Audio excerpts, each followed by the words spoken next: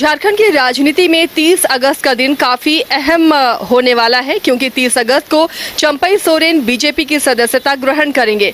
तो वहीं झारखंड सरकार में कोल्हान से एक नए मंत्री का चेहरा सामने आएगा। कौन है वो मंत्री जिस पर न्यूज़ बायोस्कोप ने भी संभावना जताई थी और अब उनके नाम पर मुहर लगती हुई नजर आ रही है। हमारे सहयोगी मदन हमारे साथ जुड़ रहे हैं। मदन, कल का दिन बेहद अहम है, जहाँ अब चंपई सोरेन बीजेपी के रंग में रंगेंगे, तो वहीं कोल्हान से एक नए मंत्री का नाम सामने आया है जो अब हेमंत मंत्रिमंडल की शोभा बढ़ाएंगे। कौन है वो मंत्री जिस पर न्यूज़ बायोस्कोप ने पहले ही संभावना जताई थी?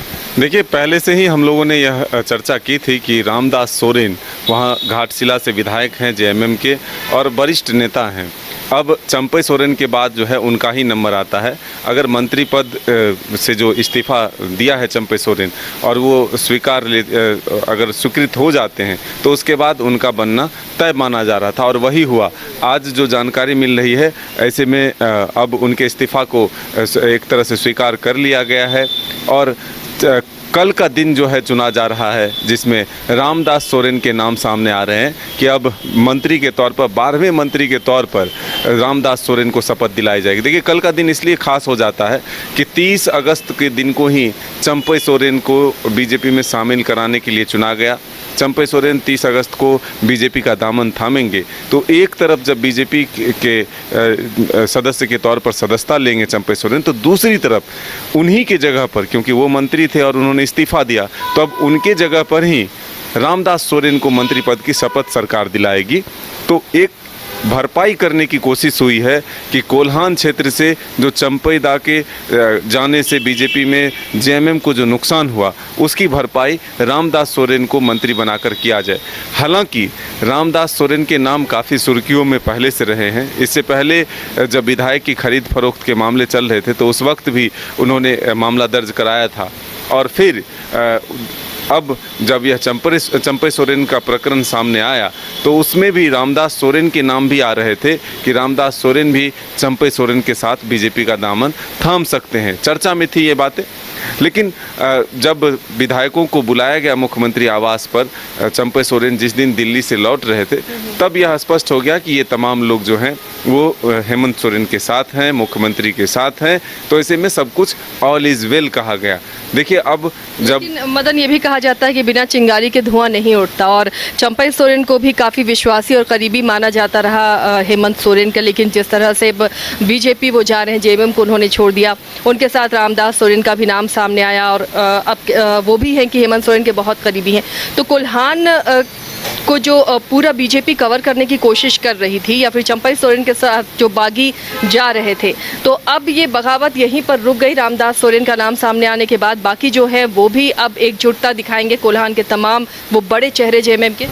बिल्कुल, देखिए, ये कोशिश होगी कि जेएमएम अपनी पूरी ताकत लगाएगी कि चंपई सोरेन के बीजेपी में जाने से जेएमएम के सेहत पर कोई फ़र्क नहीं पड़ा, कोई नुकसान नहीं हुआ। बड़ा चेहरा जो है कोई व्यक्ति नहीं होता बल्कि पार्टी होता है, यह साबित करने की कोशिश जेएमएम के द्वारा ज़रूर किया जाएगा। लेकिन बीजेपी भी चंपई सोरेन को अपने में अगर शामिल कराया है तो वो कोशिश करेगी कि कहीं ना कहीं किसी न किसी रूप से जेएमएम को नुकसान पहुंचाया जाए। तो अब देखना होगा कि रणनीति जो दोनों तरफ से बन रहे हैं उसमें कामयाबी किसे मिलती है। लेकिन इतना ज़रूर है कि कब किसका लॉटरी लग जाए, कब किसका किस्मत खुल जाए, ये कोई नहीं जानता। मुख्यमंत्री हेमंत सोरेन जेल जाएंगे और चंपई सोरेन मुख्यमंत्री बनेंगे, ये कोई नहीं सोचा था।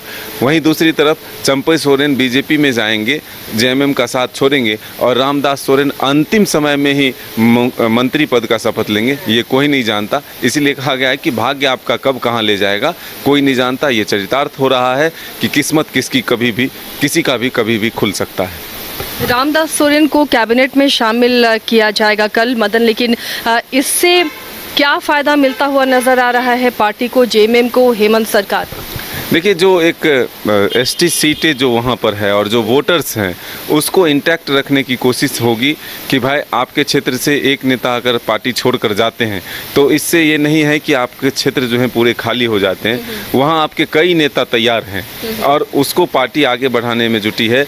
ऐसा नहीं कि वहाँ के विधायक के मंत्री कोटा को दूसरे क्षेत्रों में जो विधायक हैं वहाँ से उनको दे दिया गया। तो ये एक कोशिश है कि उसी जगह से उस कमी को पूरा किया जाए, उसकी भरपाई की जाए जहां से चंपई सोरेन छोड़कर जा रहे हैं। और देखिए चंपई सोरेन और रामदास सोरेन दोनों एक समुदाय से आते हैं, इसलिए एक कोशिश होगी कि चंपई दा के कमी को रामदास सोरेन से पूरा किया जाए। चलिए, तो एक कोशिश जेएमएम की अब होगी कि चंपई सोरेन की जो कमी है वो रामदास सोरेन पूरा करें कोल्हान में। अब वो एक बड़े नेता के रूप में वहां पर उभरेंगे और कोल्हान की राजनीति को रामदास सोरेन के जरिए जेएमएम साधने की कोशिश करेगी। मंत्री पद की शपथ लेंगे रामदास सोरेन और हेमंत कैबिनेट में वो नए मंत्री के रूप में कल सबके सामने नजर आएंगे। इससे कोल्हान को साधने की कोशिश जेएमएम की हो रही कि कोल्हान कमजोर ना हो, क्योंकि कोल्हान भी जेएमएम का किला है और वहां पर ज्यादा विधायक जेएमएम के हैं। तो ऐसे में जेएमएम भी उस किले को छोड़ने की गलती नहीं कर सकती और इससे रामदास सोरेन अब मंत्री का पद संभालेंगे। फिलहाल इतना ही, लेकिन इसी तरह ताज़ा तरीन खबरों के लिए आप जुड़े रहिए न्यूज़ बाइस्कोप के साथ।